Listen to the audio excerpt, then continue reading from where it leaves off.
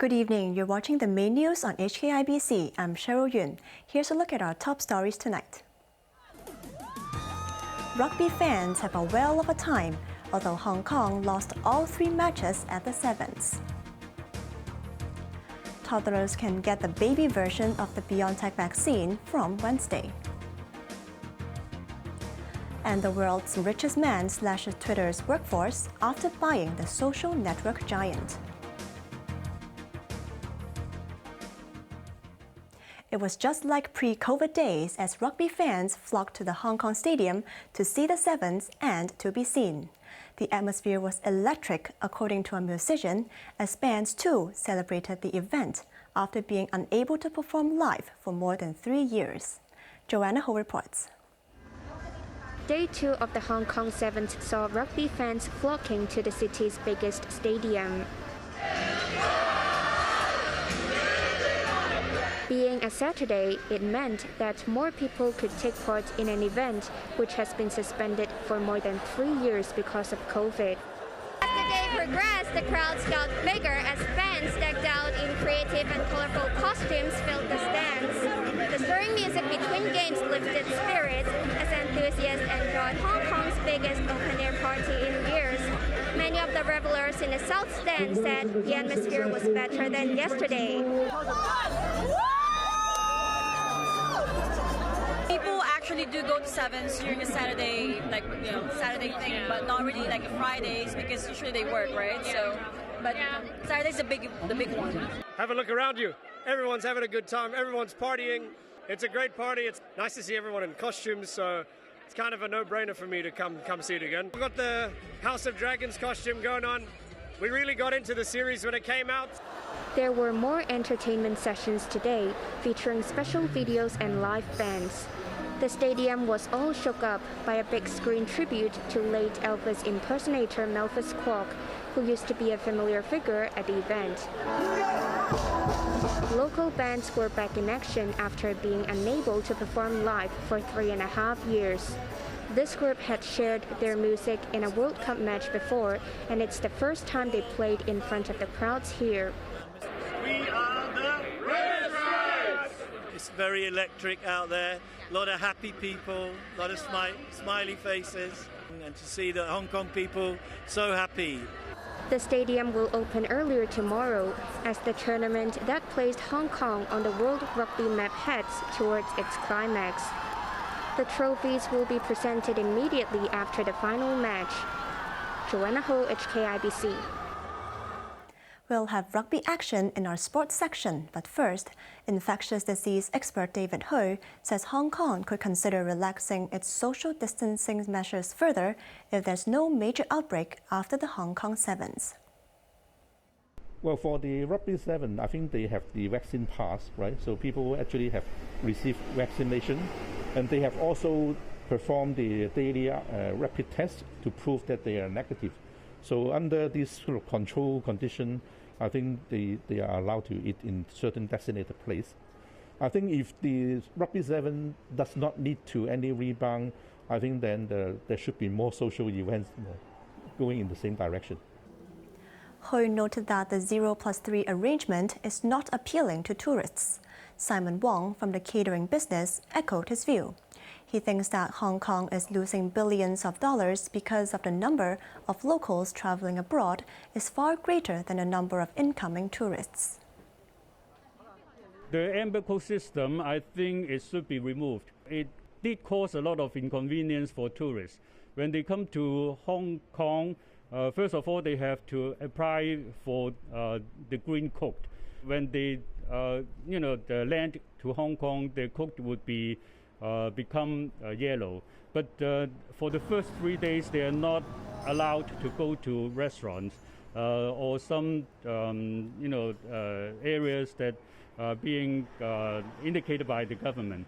And in this case, I don't see there's any urge for the tourists to come to Hong Kong with such restrictions. So I think this kind of amber code system should be removed. New COVID infections in Hong Kong have topped 5,000 again. This comes as infants as young as 6 months can get BioNTech vaccines from Wednesday. Janice Lowe reports. Starting from Wednesday, toddlers can receive BioNTech jabs. Online reservations for the baby version of the vaccine for children aged 6 months to 4 years will start at 9 a.m. tomorrow. Each child will receive 3 doses, with an 8-week interval between the 2 jabs to prevent the risk of myocarditis. But the gap can be shortened to 3 weeks for those in need. Toddlers should receive the 3rd shot 3 months after the 2nd. Each dose is 1/10 of the adult version. Parents can take children for vaccination at the Children's Hospital in Kai Tak, Gleneagles Hospital in Wong Chuk Hang, CUHK Medical Center in Sha Tin, as well as the Osman Ramju Sadiq Memorial Sports Center in Kwai Chung. Same-day tickets will not be provided at any of the centers. Hong Kong, meanwhile, logged 5,111 new COVID infections today. All but 494 were local. There were 17 more fatalities. Another 213 patients were admitted to hospital after contracting the virus, taking the tally to 1,895. 9 are in intensive care. Janice Lowe, HKIBC. Youth Minister Alice Mak has not ruled out the possibility of Democratic Party members joining care teams that will be set up to tackle problems at district level. Mak told an iCable program that anyone who is patriotic can apply to be part of the teams, which will be established next year. She plans to set up about 10 care teams for each of the city's 18 districts, depending on the number of estates and the needs of the community. When asked whether the government will take the lead and hire protesters who leave prison, Mak said every young person will be treated equally. Overseas, the world's richest man, Elon Musk, is pressing on with its massive overhaul of Twitter, starting with mass layoffs. Despite facing a class action lawsuit, Musk says that sackings are necessary because Twitter is losing millions of dollars a day. Winner Wong reports. Elon Musk is whipping up a storm at Twitter headquarters, and for each person bitterly condemning him, there's another cheering him on. In the latest, the platform's new owner and chief executive stuck to his earlier warning that there would be mass layoffs. According to Twitter's head of safety and integrity, Yoel Roth, around half of the company's workforce has been cut. With around 7,500 employees before Musk took over, this means more than 3,700 people have lost their jobs. Many sacked employees took to the platform to post their final goodbyes. But some are refusing to leave without putting up a fight. A class action lawsuit has been filed in California, where Twitter's main office is stationed. Former employees are accusing the company of violating a law which requires 60 days' notice for layoffs, plus other worker protection rules. Musk, meanwhile, argued the staff cuts are necessary, claiming the company is losing $4 million per day, and that everyone was offered more than enough severance. He also said Twitter has faced a massive drop in revenue since he took over, claiming that activist groups are pressuring advertisers. That's despite the platform's content moderation remaining absolutely unchanged. Musk is paying $44 billion for Twitter. Speaking at a fundraiser in Chicago ahead of the midterm elections on Tuesday, President Joe Biden said Musk had purchased an outfit that spews lies all across the world. Winna Wong, HKIBC. Campaigning has begun in Malaysia for a general election that is expected to be one of the tightest in recent decades.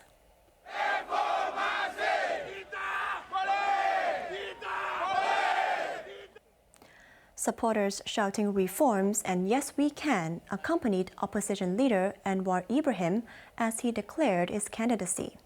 He was part of a coalition that won the last elections in 2018, defeating Prime Minister Najib Razak, who has been jailed for corruption. Anwar now leads another group of reform-minded and multiracial parties. Caretaker Prime Minister Ismail Sabri Yaakob heads the government alliance, which has come under fire over the way it has handled COVID the economy, and race relations. And two-time Prime Minister Mahathir Mohamad is trying to make a comeback at the age of 97. We intend to work with other parties, but they must be clean parties, not led by crooks and jailbirds and all that.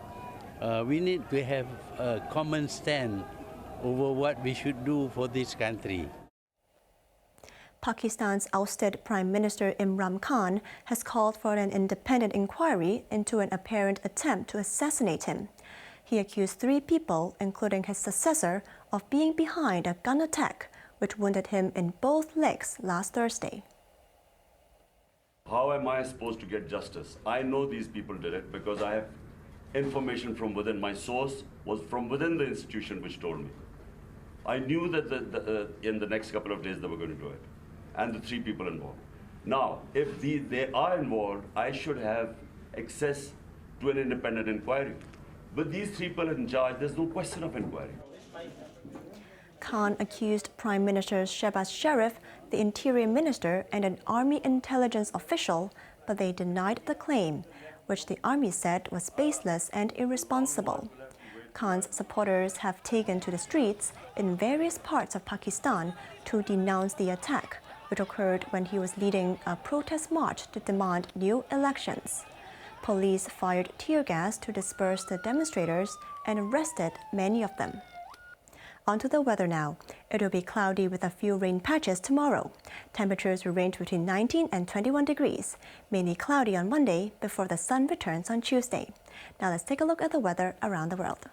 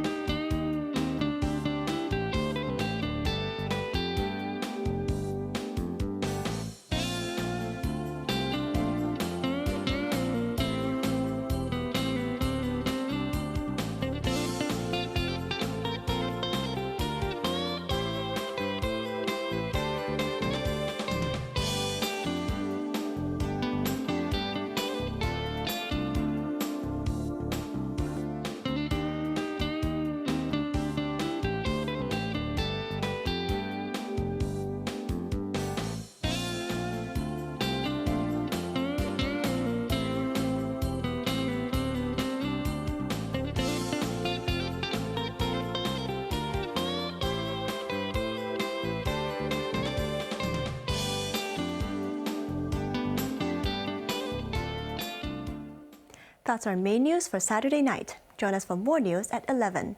I'm Cheryl Yuen. Good night.